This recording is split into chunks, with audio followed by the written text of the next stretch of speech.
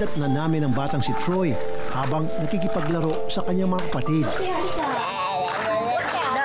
Pagkatapos maglaro ni Troy, oras na para siya'y linisan. Pasintabi lamang po sa mga naghapunan. Ang lilinisan kasi ay ang nakalabas na bituka ni Troy. Dahan-dahang tinanggal ni Nanay Salvacion ang nakabalot na supot sa bituka. Pinunasan ng binasang damit. Saka muling binalutan ng plastik. Kailangang palaging palitan ng plastik sa nakalabas na bituka ni Troy. Ito kasi ang nagiging daanan ng kanyang dumi.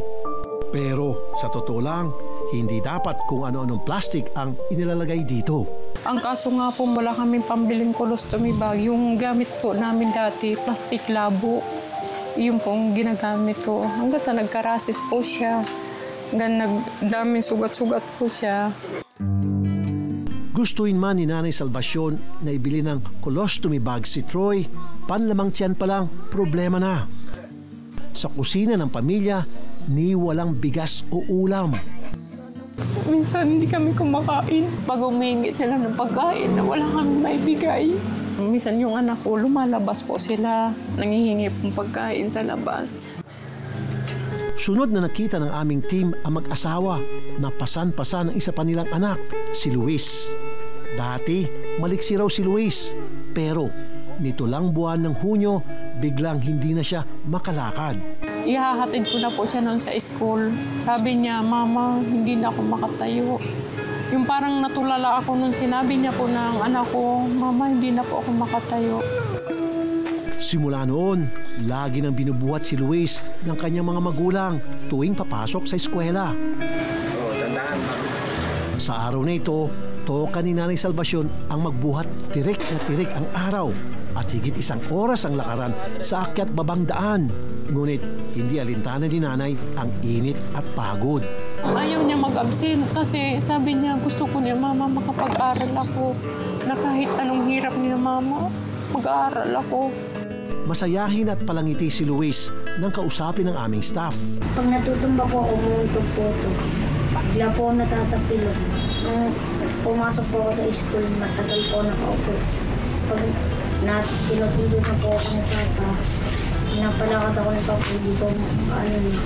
Pero medyo nag-iba ang ihip ng hangin nang mapag-usapan namin ang kanyang mga magulang. Ano gusto mo sabihin sa kanila? Salamat po. Bakit ka nagpapasalamat kay nanay at kay tatay?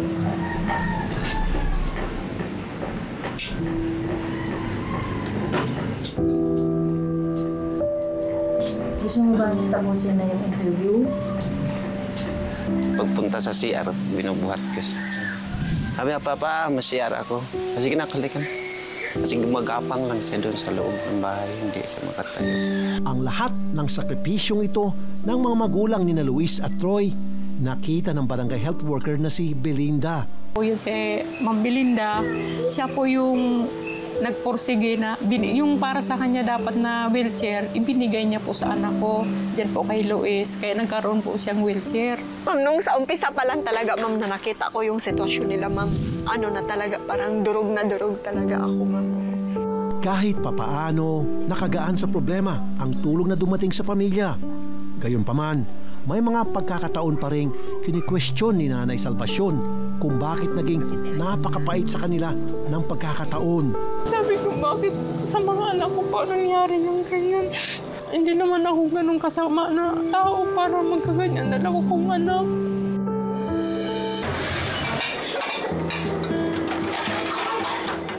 Oras na ng tanghalian, inihanda na ni Nanay Salvacion ang mga pinggan.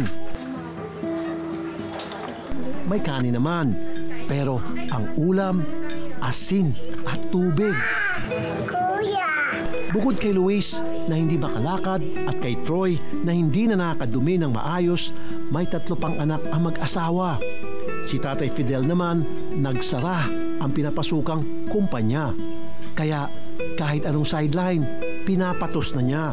Minsan, nagpapakasakali po doon sa baba, itong asawa ko bumababa po na para daw makahanap ng trabaho. Minsan umuwi po din sa amin, wala rin nadala. Kaya minsan sasalubong itong mga anak namin na, Papa, tinapay. Wala pong may bigay asawa kong tinapay kasi wala po siya napasukan na trabaho. Sabi ko, Ama, sana bukas magkatagpo ako ng trabaho para naman mga sa anak ko, hindi naman para sa akin, para sa mga anak ko, para may pambili ako ng mga makakain namin sa araw-araw.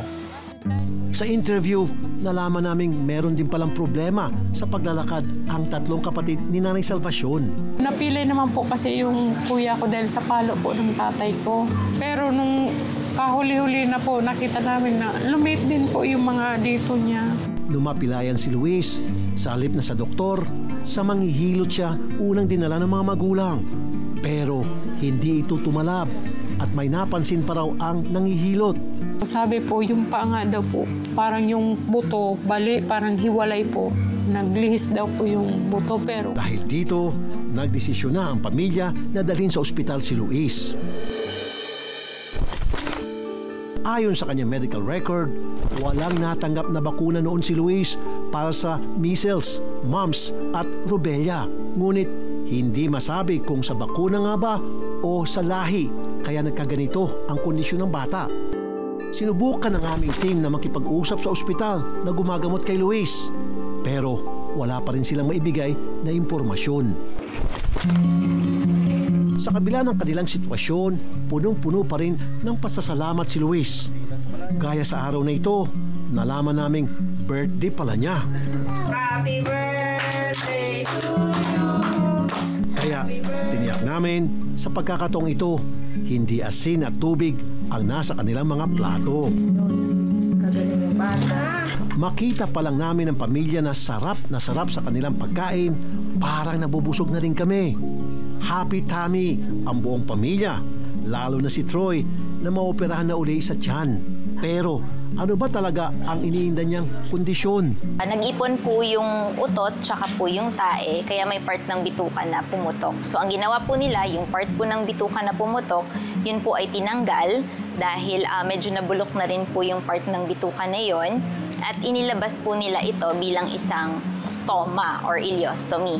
Ang ibig pong sabihin nun, ang ileostomy po, ilalabas muna ng temporarily yung bituka para doon po muna lalabas yung pupo. Ayon kay Doc, Hirschsprung disease ang tawag sa kondisyon ni Troy, isang congenital o birth defect. Ang Hirschsprung disease po, ibig pong sabihin nun, kulang po or absent po yung ugat or in proper term po, yung ganglion cells sa bituka ng isang pasyente, yung pinakamalapit sa puwet na bituka. So, ang nangyari po kay Troy doon ay binuksan po yung tiyan niya at yun nga po ang nakita. Lahat po nung may part po kasi ng bituka niya na pumutok dahil po hindi na nailalabas ni Troy yung pupo tsaka po hangin dahil hindi po gumagalaw ng maayos yung puwet niya. Etong susunod na operasyon ni Troy, hindi biro. Dahil hindi lang ito isang beses na mangyayari, aayusin muna ang loob ng kanyang bituka.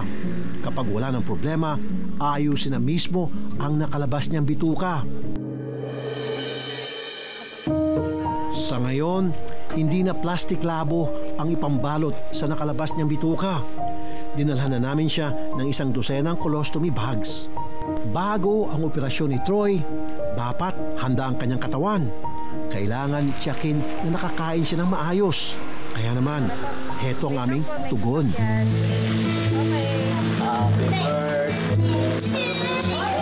Nagpapasalamat po dahil sa tulong po na to sa amin. Na kahit nasa malayo po kami, pinuntahan niya po kami para lang po matulungan ang pamilya ko. Salamat po sa tulong ninyo po. Hindi pa tayo tapos. Para kay Luis, dala namin ang isang specialized wheelchair. Nung pasok ko po sa school, hindi na po si Mama mahihirapan magkatid sa akin po. Maraming salamat po talaga. At para masigurong tuloy-tuloy ang biyaya, minabuti rin ang inyong lingkod na tulungan ang mag-asawang sina Fidel at Salvacion na makahanap ng kabuhayan. Siyempre, bit-bit ang puhunan na 50,000 pesos para sa mag-asawa. So, paabot po yan, Nay. Tatay ni Sir Rafi po. Salamat po, Sir Rafi. Kay Nanay salbasyon, may nakikita kaming dalawang option. Yung immediate po, pwede naming turuan siya ng perfume making, dishwashing liquid. So pwede yung immediate na pagkakitaan. Yung isa po, para sustainable, pwede siyang mag-aral ng hilot and wellness training po. Kasi yun po, pwedeng self-employed, pwedeng wage-employed. Kay Tatay Fidel, ang nakikita ko sa kanya ay dahil may konting background siya sa welding, i-enhance natin yung welding niya, pero mag-undergo siya ng 34 days ng welding. Yung ating mga school, required po kasi silang i-assist yung mga graduates nila na magkaroon ng trabaho. Sa murang edad, humarap na sa mabigat na problema ang magkapatid na Troy at Luis. Pero hanga kami sa ipinakita nilang katatagan. Gaya na rin ng mga magulang nilang lumalaban ng patas kahit hirap sa buhay. Hiling ng aming programa na unti-unting matugunan ang kanilang problema at patuloy na maging matatag ang pamilya sa pamamagitan ng pagmamahal nila sa isa't isa.